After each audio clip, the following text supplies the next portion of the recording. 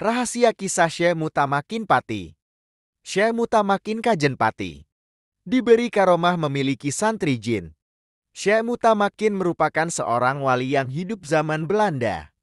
Ia menetap di daerah Kajen Pati, Jawa Tengah.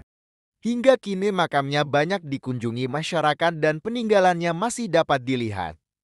Berikut ini kisahnya.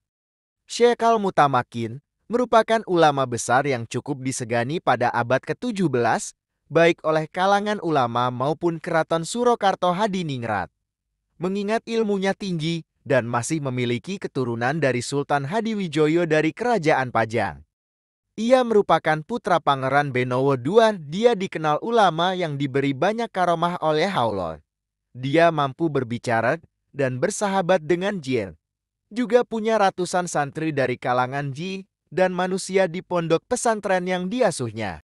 Dalam keseharian hidupnya, sangat sederhana. Layaknya para tokoh sufi di Timur Tengah. Khususnya sufi yang beraliran falsafi, yaitu yang lebih mengedepankan pemikiran rohani. Boleh dibilang sebagai penerus ajaran Al-Farabi, Syekh Siti Jenar, dan pengikutnya.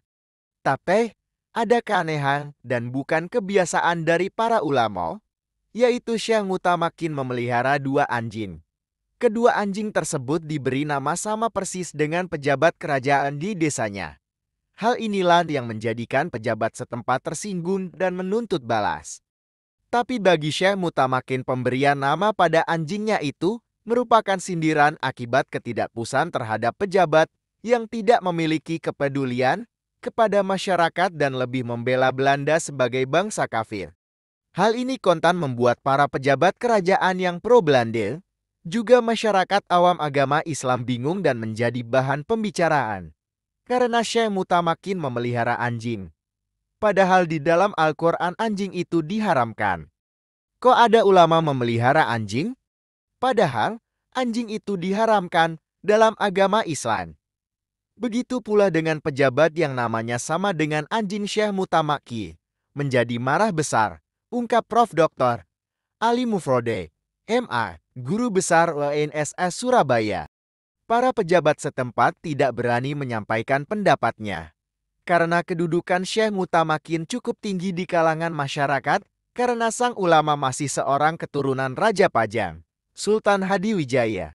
Kecuali ulama yang berasal dari Kudus berani menantang hingga di pengadilan kerajaan. Pada suatu hari, yaitu tepatnya hari raya Idul Adha kurang 1 bulan, Syekh Al-Mutamakin ingin pergi haji ke Makkah, namun tidak memiliki waktu yang panjang.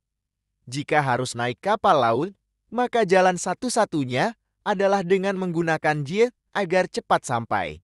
Niatan itu terkabul. Salah satu jin dari sekian ratus muridnya menyatakan bersedia mengantarkan pulang pergi dari Tuban sampai ke Makkah. Berangkatlah Syekh Al-Mutamakin ke punggung jin itu hingga ke negeri Makkah untuk menunaikan ibadah haji selama beberapa hari. Di Makkah dia dapat melaksanakan ibadah dengan baik, tanpa dibebani pikiran pulangnya nanti harus naik kendaraan apel, karena sudah ada yang mengantarkan. Di Cebolak. Setelah ibadah hajinya selesai, pulanglah Syekh Al-Mutamakin menuju Tuban di kota kelahirannya melalui laut. Tapi di tengah laut dia diceburkan oleh jin itu. Syekh Al-Mutamakin tidak bisa berbuat apa-apa dan menyadari kalau sifat jin itu lebih buruk daripada manusia. Di tengah lautan, muncullah ikan meladan. Semula, ia mengira akan dimakan. Ternyata malah ditolong. Bahkan, diantarkan di tepi pantai Kajen Pati, Jateng. Akhirnya, selamatlah dia dari ganasnya ombak air laut. Di pinggir pantai itulah Cuku Joko Tingkir ini menetap sementara. Untuk memenuhi kebutuhan minum, wudhu dan mandi, ia membuat kubangan air yang sekarang menjadi sumur. Selang beberapa bulan pindah ke desa Bulu Manis, Kecamatan Margoyoso, Pati dan membuat kubangan untuk keperluan salat. Sekarang telah berubah menjadi sumur dengan nama Sumur Mbah Mutamakin. Setelah tinggal beberapa tahun di Bulu Manis, Syekh Al-Mutamakin pindah di desa Cebolak untuk mendirikan sebuah pesantren. Tapi tidak lama sumur itu ditinggalkan. Ia pindah ke desa Kajen karena diambil menantu oleh Mbah Kiai Samsudin. Bedanya hanya pada pemikiran dan kedalaman materi agama Islam. Kalau ulama yang lain masih menekankan kepada ajaran syariat, sedangkan Syekh Mutamakin pada ajaran hakikat dan makrifat. Tidak jauh berbeda dengan ajaran Syekh Siti Jenar yang datang terlebih dahulu masuk ke tanah Jawa. Ketinggian ilmu inilah yang membuat namanya semakin terkenal di kalangan rakyat dan keraton Surakarta Hadiningrat. Ia dianggap sebagai ulama tasawuf yang bijaksana. Namun, di balik itu, ada sejumlah ulama yang menilai ajaran yang disampaikan Syekh Al-Mutamakin itu sesat, hingga tokoh ini disidangkan. Tapi, dalam persidangan itu berakhir dengan kemenangan Syekh Al-Mutamakin. Disimpulkan, jika ajarannya tidak menyesatkan.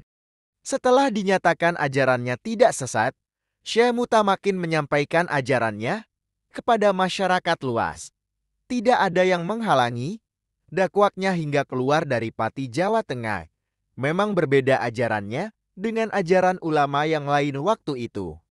Di tempat yang baru ini, Syekh Al-Mutamakin sering melakukan zikir dan menyendiri pada waktu tertentu. Tapi tidak bersikap feodal, sikap ramah, dan suhud nampak dalam keseharian. Tiap tamu diterima dengan baik, tanpa membeda-bedakan kaya atau miskin. Begitu pula dengan santrinya.